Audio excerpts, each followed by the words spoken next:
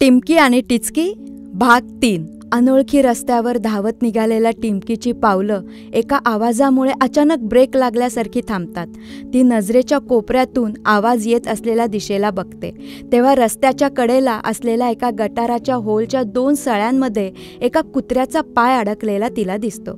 ते पिल्लू त्याचा अडकलेला पंजा सोडवण्याचा खूप प्रयत्न करत असतं। खूप वेळापासून ते तिथे अडकल्याचं वाटत होतं। अगदी क्षीण आवाजात कुई कुई आवाज काढत ते रडत होतं। दमल्यामुळे मध्येच थांबत होतं आणि जरा दम खाऊन झाल्यावर परत जीव तोडून सुटण्याचा प्रयत्न करताना दिसत होतं। पण रस्त्यावरची लोक त्याच्याकडे लक्षच देत नसतात। त्याला असं संकटात पाहून टिमकी मगाशी तिला वाटणारी भीती, घरी जायची घाई सगळं विसरून जाते। ती हळूच पिल्लाजवळ जाते। ती जवळ आलेली पाहताच पिल्लू आशेने तिच्याकडे पाहतं। ती आजूबाजूला त्याची आई आहे का ते बघत असते, पण तिला तिथे कोणीच दिसत नाही। ती मायेने त्या पिल्लाकडे पाहते, ते तिच्याचकडे बघत असतं। ते हळूच कुई कुई म्हणत जणू तिला सांगत असतं, सोडव ना माझा पाय। ती झटकन त्याच्याजवळ येते। मायेने त्याच्या पाठीवरून हात फिरवते। आधी पिल्लू घाबरतं, पण तिच्या मायेच्या स्पर्शाने पिल्लू शांत होतं। आता ते पाय सोडवण्यासाठीची झटपट करायचं थांबवतं। त्याला खात्री पटलेली असते की ही आपल्याला नक्की मदत करेल। ती प्रेमळ आवाजात त्याला सांगते, आता हलू नको हं, थोडं दुखेल, पण मला तुझा अडकलेला पाय सोडवू देत। पिल्लाला तिची भाषा कळल्यासारखी ते पिल्लू हालचाल न करता थांबतं। ती थोडी झटापट करते आणि हळूच पिल्लाचा पाय बाहेर काढते। पाय सुटल्याचं कळल्यावर पिल्लाला खूप आनंद होतो।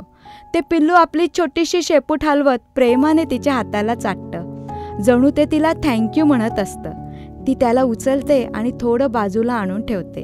पिल्लू चालायचा प्रयत्न करतं, पण त्याच्या पायाला थोडी जखम झाल्यासारखी दिसत असते। ते लंगडत एक पंजा पुढे टाकत आणि बहुधा दुखल्यामुळे परत कुई कुई आवाज काढत तिथेच बसून राहतं। त्याचं दुखणं पाहून तिच्या डोळ्यात पाणी येतं। ती परत त्याला उचलते आणि कडेला असलेल्या फुटपाथवर मांडीत घेऊन बसते। ते पिल्लू पण तिला घट्ट बिलगून बसतं। ती त्याच्या दुखऱ्या पायावरून थोडा वेळ हात फिरवते, त्याला मायेने ओंजारते गोंजारते। पिल्लू पण तिच्या प्रेमाला प्रतिसाद देत तिच्या हाताला चाटू लागतं। ते थकून तिच्या हातावर डोकं ठेवून झोपी जातं। आता काय करायचं टिमकीला सुचत नसतं। पिल्लू झोपल्यावर तिला थोडा वेळ मिळतो आणि अचानक तिला घरची आठवण येते। ती घरी कोणाला न सांगताच निघालेली असते हे तिला आठवतं। आता घरी देबूचा केक पण कापून झाला असेल असा विचार ती करत असते। इकडे घरी सगळे पाहुण्यांची सरबराई करण्यात बिझी असतात। देबू पण मित्रांबरोबर खेळत असतो। बाबांनी त्याला रिमोट कंट्रोलवर चालणारी नवीन कार बर्थडे गिफ्ट म्हणून दिलेली असते। तो ती मित्रांना बढाया मारत दाखवत असतो। पण तेव्हाही टिमकीताई जवळ दिसत नसल्याचं लगेच त्याच्या लक्षात येतं आणि तो तिला घरभर शोधायला लागतो, पण ती त्याला कुठेच दिसत नाही। तो आईला हे सांगतो आणि मग तिथे एकच गोंधळ उडतो। बाबा काका तिला शोधायला खालती जातात। मावशी आत्या दोघी बिल्डिंगमधल्या सगळ्यांच्या घरी जाऊन टिमकी तिथे आली आहे का विचारायला लागतात। जमलेले पाहुणे खाली जाऊन तिला बघायला लागतात, पण टिमकी कोणालाच सापडत नाही। आता देबू जोरजोराने रडायला लागतो। मंदिरा पण डोळ्यात प्राण आणून तिची वाट पाहत असते। जसा वेळ जायला लागतो तसा हळूहळू तिचा धीर खचायला लागतो। ती आजीच्या खांद्यावर डोकं ठेवून रडत असते। आजी आजोबा देबू आणि मंदिराची समजूत काढत असतात। वाढदिवस केक सगळं बाजूलाच राहतं। इतक्यात मंदिराला कसली तरी आठवण येते आणि ती धावत जाऊन मोबाईलवर कोणाला तरी फोन करते। फोन उचलला गेल्यावर ती घाईघाईत बोलायला लागते, कालिंदीताई टिमकी तिथे आली आहे का? ती कोणाला काही न सांगताच कुठे गेले माहीत नाही। का गेली, कशाला गेली काही कळत नाहीये। मला माझी मुलगी हवी आहे। आमचंच काही चुकलं असेल का? अशी ती का निघून गेली असेल? कुठे शोधू मी तिला? नीट असेल का ती? का तिला काही झालं नसेल ना? कालिंदीताई मंदिराला धीर देतात आणि सांगतात, टिमकी अशी बेजबाबदार मुलगी नाहीये। ती खूप धाडसी आहे। काहीतरी कारण असेल म्हणून ती गेली असेल। ती येईल परत, थोडा वेळ वाट बघा आणि मग मात्र पोलिसांना कळवा। सगळे काळजी करत तिला शोधत असतात। टिमकीला पिल्लाला सोडवत नसतं, पण आता खूप वेळ होऊन गेला आहे याची तिला जाणीव होते। ती हळूच परत एकदा त्याच्या अंगावरून प्रेमाने हात फिरवते आणि ती पिल्लाला खाली ठेवते। तिच्या डोळ्यातून पाणी वाहत असतं। ती निग्रहाने मागे वळून न पाहता पुढे चालायला लागते. ती थोडीशीच पुढे जाते, इतक्यात तिला मागे कुई कुई आवाज येतो. ती मागे वळून पाहते तर तिच्या मागे ते पिल्लू एका पायाने लंगडत कसंबसं 3 पायांवर उड्या मारत तिच्या मागे मागे येत असतं. ती एकदम कळवळते आणि मागे येऊन त्या पिल्लाला उचलून घेते. पिल्लू पण तिच्या कुशीत येत आनंदाने शेपूट हलवत राहतं. ती पिल्लाकडे आता जरा निरखून बघते. अगदी काही महिन्यांचं ते छोटं फिमेल पिल्लू असतं. मऊ मऊ तिचं अंग, पिटुकले कान आणि उल्लेसचे पंजे असतात. ती सतत तिची गोडगोड शेपूट हलवत असते. ती परत तिला खाली ठेवते आणि पुढे निघते. थोड्या वेळाने ती मागे वळून पाहते तर काय, ते पिल्लू तिच्या मागे मागेच येत असतं. ती थांबल्यावर ते लगबगीने तिच्या पायापाशी येऊन थांबतं आणि तिचे निरागस डोळे टिमकीकडे मोठ्या अपेक्षेने बघत असतात. पिल्लूचे लाड करता करता ती मायेने तिच्याशी बोलत असते. तू पण माझ्यासारखीच आहेस का ग? कुठे आहे तुझी आई? तुला माहीत नाही आहे का? मला पण माझी खरी आई नाही माहिती, बाबा पण आठवत नाहीत. माझी नवीन मावशी, काका, आजी, देबू खूप छान आहेत ग. नवं घर पण मला आवडतं.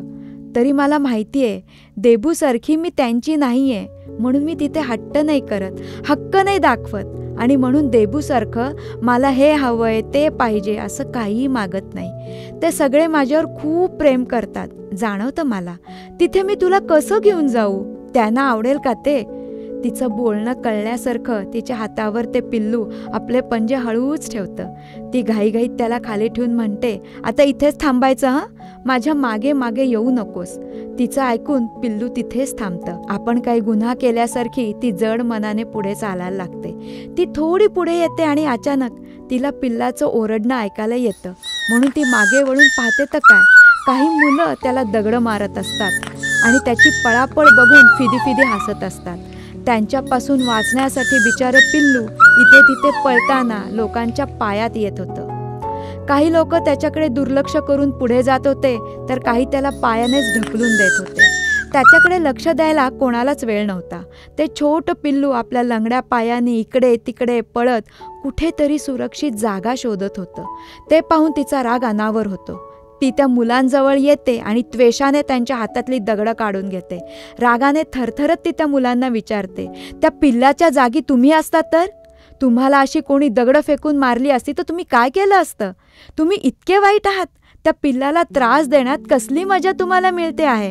अरे बाप्पा देखील तुम्हाला अशा वागण्याची शिक्षा देईल.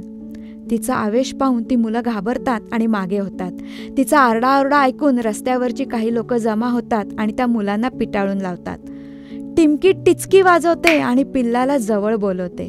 पिल्लू पटकन तिच्याजवळ येतं आणि आपले 2 पाय तिच्या पायावर रोवून उभं राहतं. ते तिला जवळ घे म्हणत असतं. ती मायेने त्याला उचलून घेऊन म्हणते, मी अशीच तुझ्यासारखी छोटी असेन तेव्हा मला पण कोणीच नव्हतं. कालिंदी ताईंनी मला घर दिलं. आता तू पण एकटी नाही आहेस, मी आहे ना तुला. आता जिथे मी तिथे तू. आधी आपण घरी जाऊ. ती घरी जाताना विचार करत असते, आई बाबा पिल्लूला तिच्यासारखं ठेवून घेतील? घरी आजी देवाला पाण्यात घालून बसलेली असते. टिमकी सुखरूप घरी येऊ दे अशी प्रार्थना करत असते. बाबा काका पोलिसात जायची तयारी करत असतात. आत्या मावशी मंदिराला समजावून थकलेल्या असतात. दुसरे आजी आजोबा देबूला कसं बसं आवरत असतात. बाकी लोक सोसायटीच्या ग्राउंडवर जमून चर्चा करत असतात. इतक्यात त्यांना टिमकी येताना दिसते. त्यांना पाहून हातात धरलेल्या पिल्लाला ती हळूच सांगते, आता थोडा वेळ ह्या बास्केटमध्ये गुपचूप बस. जणू पिल्लाला कळतं ती काय सांगते आहे ते. ते आवाज आणि चुळबुळ न करता बसून राहतं. ती अंगावर स्कार्फ टाकून पिल्लाला झाकून टाकते. सगळे तिच्या भोवती जमून तिला कुठे गेली होतीस विचारायला लागतात. ती गिफ्ट आणायला गेल्याचं त्यांना सांगते आणि सगळ्यांच्या चेहऱ्यावर हसू उमटतं. ते तिला घरी किती गोंधळ उडाल्याचं सांगून लवकर तिला वर जायला सांगतात. तिच्याबरोबर सोसायटीतली मुले पण देबूकडे परत जायला निघतात. ती घरी येताच तिथे एकदम गडबड उडते. सगळे काळजीने तिला कुठे गेली होती एकटीच विचारायला लागतात. ती परत तेच देबूसाठी गिफ्ट आणायला गेल्याचं सांगते.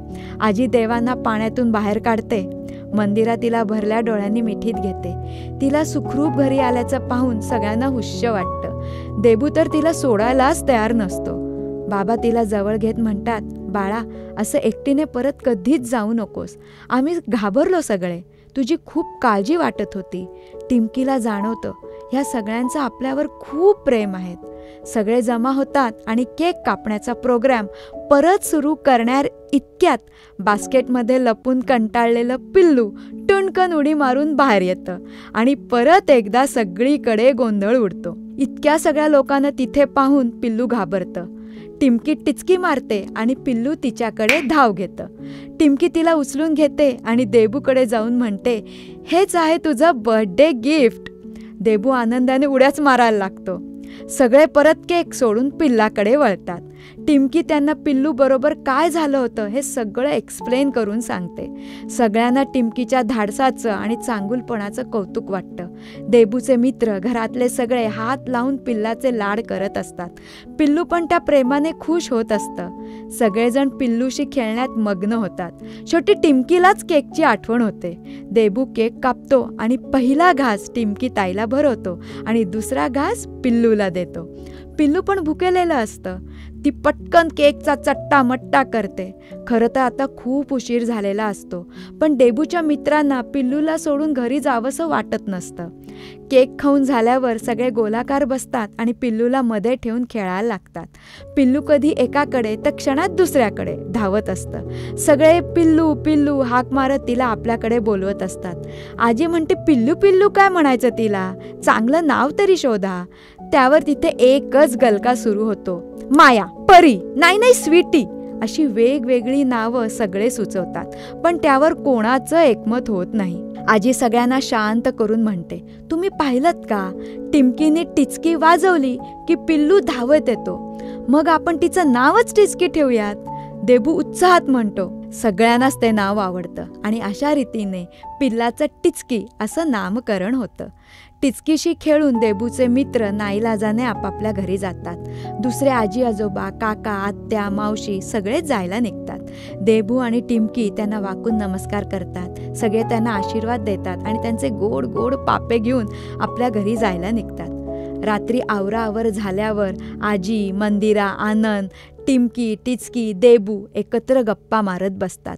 आई बाबा परत टिमकीला कुठे एकटीने जायचं नाही असं समजवून सांगतात. ती त्यांना सॉरी म्हणते. बाबा गंभीरपणे टिमकी आणि देबूकडे पाहत सांगतात, आपण आज टिमकीला इथे ठेवू शकतो, पण कायमची तिला इथे ठेवता येणार नाही. त्या ऐकताच देबू नेहमीसारखं भोकाड पसरतो. टिमकीच्या डोळ्यात पण पाणी येतं. ती हळूच सगळ्यांना सांगते, पण मी तर टिचकीला प्रॉमिस दिलंय, जिथे मी असेन तिथे ती असेल. बालमित्रांनो, आता पुढे काय होणार? बाबा टिचकीला घरी ठेवता येणार नाही असं का म्हणाले असतील? टिचकीचं पुढे काय होईल? टिमकी तिच्या प्रॉमिसचं काय करेल? मला माहितीये तुम्हाला पण हेच प्रश्न पडले आहेत ना. मग ह्या सगळ्या प्रश्नाची उत्तरं तुम्हाला मिळणार आहेत पुढच्या भागात. तेव्हा पाहायला विसरू नका टिमकी आणि टिचकीचा नेक्स्ट एपिसोड. आणि हा एपिसोड कसा वाटला हे मला म्हणजे तुमच्या नेत्राताईला सांगायला विसरू नका. तेव्हा भेटू नेक्स्ट एपिसोडमध्ये. तोपर्यंत अच्छा, टाटा, बाय बाय. आणि हो, आपल्या चॅनलला लाईक, कमेंट आणि सबस्क्राईब करायला विसरू नका.